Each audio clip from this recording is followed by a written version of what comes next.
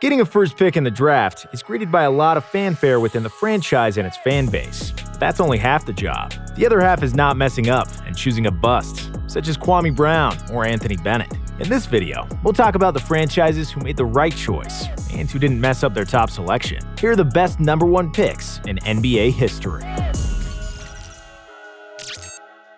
Number 10. Allen Iverson.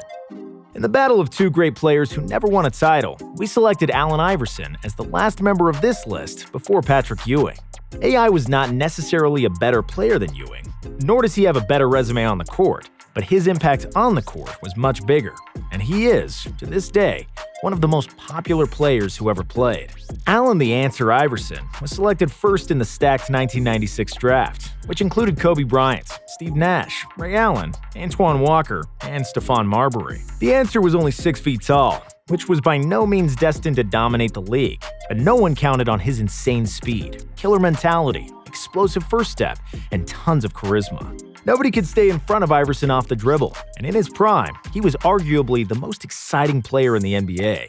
He led the league in scoring 4 times, and in 2001, he won the MVP award and led the Sixers to the NBA Finals with one of the most legendary playoff runs in NBA history.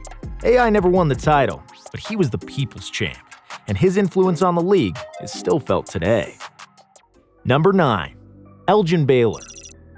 I'm far too young to have watched Elgin Baylor play basketball, but those who did watch him usually talk in superlatives. And some players, like Charles Barkley, say that Baylor is among the 5 best players who ever played. Elgin was selected with the first pick in 1958 by the Lakers, who still played in Minneapolis at the time. He didn't just convincingly win Rookie of the Year award and averaged 24.9 points, 15 rebounds, and 4.1 assists per game. He immediately proved to be one of the league's best players. In the next 12 years, Baylor, together with Jerry West, would push the Lakers to 8 NBA Finals and lose each and every one of them. The Celtics, led by Bill Russell, were to blame for 7 of those finals losses and were by far the best team in the league at the time.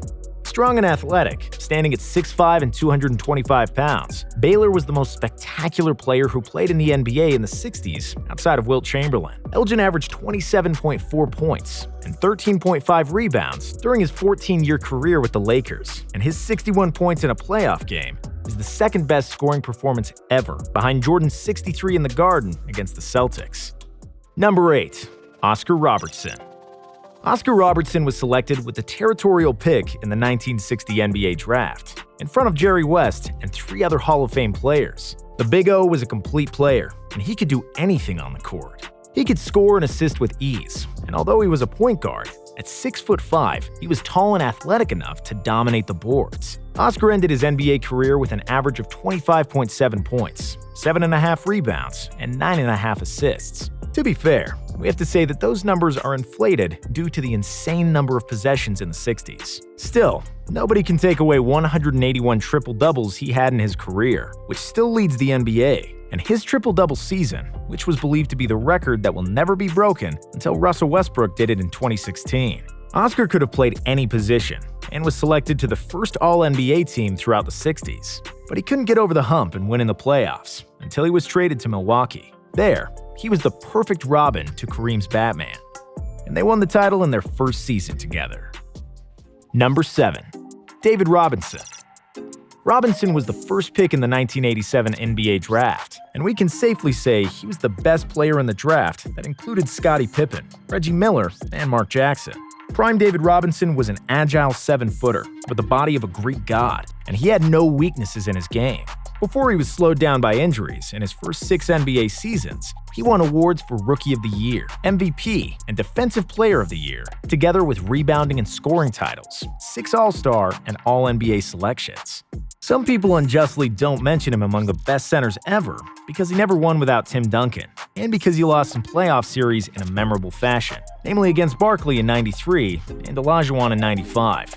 And even though there is some truth to the narrative that Robinson never led a team to a significant playoff success as the first option, it's also true that the Admiral lifted them from the pool of mediocrity they were swimming in, and that he usually lost to stacked Western teams in the 90s. Number 6. Hakeem Olajuwon. Olajuwon was born and raised in Nigeria, and he started playing sports as a goalkeeper in football, and he only discovered basketball at the age of 15.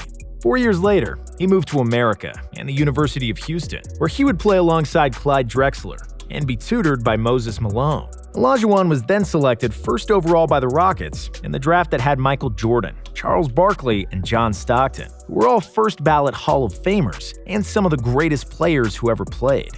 However, nobody blamed Houston for selecting the Dream over Jordan, because Hakeem was just that good of a player, and at the time, dominant centers were selected over guards anyhow. According to many, Olajuwon was the most complete center of all time, and he led the Rockets to 2 back-to-back titles in '94 and '95. Hakeem had it all: a smooth mid-range jumper, an incredible blocking ability, and the best post-up moves of all time. He was a guard in a center's body, and that's why he was so unstoppable. When asked about his top 5 players of all time, Michael Jordan said Olajuwon would be his center, and that should tell you enough about how good Hakeem really was. Number 5. Shaquille O'Neal.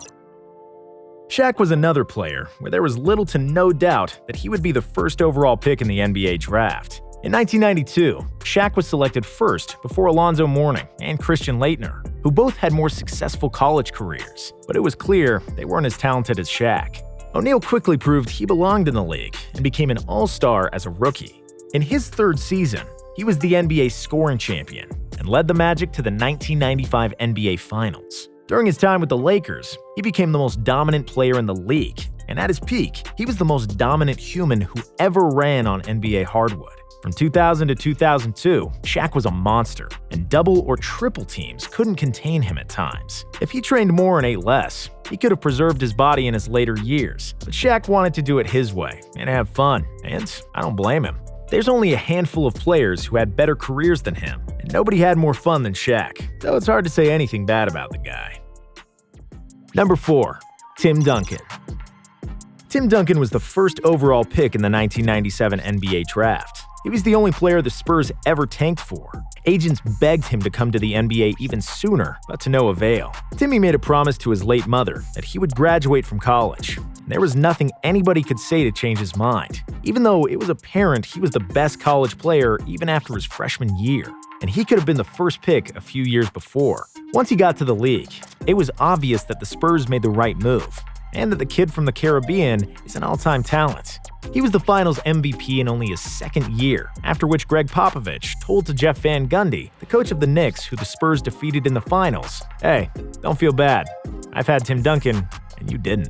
Duncan was probably the most boring NBA superstar that ever was, other than his protege, Kawhi Leonard. He didn't care about winning popularity contests. He cared about winning championships. With Duncan on the team, the Spurs never missed the playoffs and never won less than 60% of their games in the regular season. On his resume, Timmy has 5 NBA rings, 2 MVPs, 15 All-NBA and All-Defensive selections, and many more accolades. In short, Tim Duncan is the best power forward who ever played. Number 3. Magic Johnson. Many people will say that Jerry West is the best general manager in NBA history. However, when he got the Lakers job, Jerry West almost made the biggest mistake in his GM career. The 1979 draft offered several great young players, and the Lakers had the first pick. It seemed certain that they would grab the acclaimed tall playmaker named Earvin Johnson, who was becoming increasingly accustomed to the nickname Magic. But West had a different idea. He strongly lobbied to draft Sidney Moncrief, a great shooter from the University of Arkansas. West figured that he already had a great point guard in Norm Nixon, who averaged 17 points and 9 assists in 1978, and had great chemistry with Kareem. Luckily for him and the Lakers, the cunning owner Jerry Buss outvoted West and saved him from making a big mistake. Buss insisted on Magic, seeing in him much more than the playmaker, which ultimately proved to be a historic move. While Sidney Moncrief had a very good career with the Milwaukee Bucks, with 5 All-Star selections and 2 Defensive Player of the Year awards, he was no Magic. It's hard to imagine what the league would look like today if it weren't for those Showtime Lakers powered by Magic Johnson, who is without a doubt the greatest point guard ever. Number 2. Kareem Abdul-Jabbar.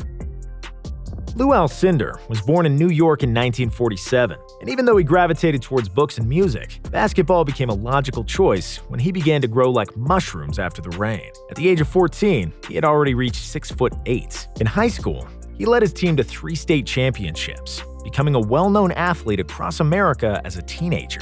He broke various records playing for UCLA in college, winning 3 titles with coach John Wooden, and became the hottest commodity for NBA teams. The Milwaukee Bucks won the coin flip that secured them the #1 pick, and they had no doubt who they would select.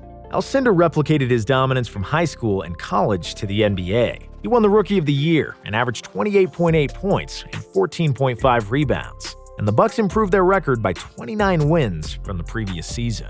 Next year, with the addition of Oscar Robinson, Lou Alcindor won Milwaukee their first and only NBA championship, which would also be the last game under his birth name. Kareem added 5 more titles to his impressive resume, and by the time he retired in 1989, he was the best scorer of all time, the best shot blocker, the player with the most MVP awards, and most All-Star appearances. By the sheer number of accomplishments, any GOAT debate shouldn't be had without mentioning Jabbar's name. Number 1. LeBron James. If you watched any game of LeBron James in high school, it was instantly clear that LeBron was not an ordinary kid. He was an unbelievable athlete for such a young age, paired with a basketball IQ that comes along every couple of generations. Soon, pictures of the 16-year-old kid from Akron flooded the front pages of all the relevant sports mags: Slam, Sports Illustrated, ESPN, and they all said the same thing: he's the future #1 pick in the draft. When the time came, they were all right, and fate would have it that he would get drafted first overall just across the town where he grew up.